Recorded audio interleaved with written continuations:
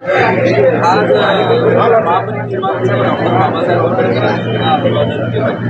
अलीकडच्या काळात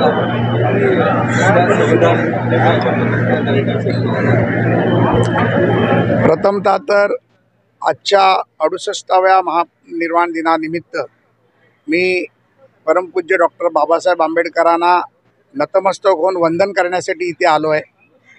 मी परमपूज्य डॉक्टर बाबासाहेबांना ज्यांनी या देशाला संविधान दिलं, कायदा दिला, या देशाला मार्ग दिला, त्या परमपूज्य डॉक्टर बाबासाहेब आंबेडकरांचं दर्शन घेऊन आशीर्वाद घेतले।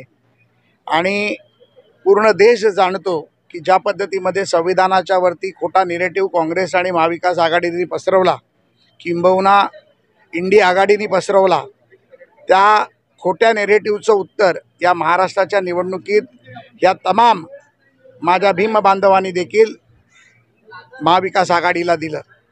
खऱ्या अर्थाने संविधानाचा सन्मान करण्याचं काम जर कोणी केलं असेल तर ते सन्माननीय नरेंद्र मोदीजींनी परमपूज्य डॉक्टर बाबासाहेब आंबेडकरांचा सन्मान केला।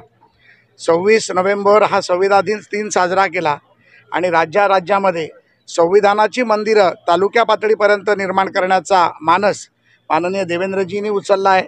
आणि निश्चितपणे या राज्यामध्ये प्रत्येक तालुक्याच्या ठिकाणी एक संविधानाचं मंदिर बनवलं जाईल याची मला खात्री आहे।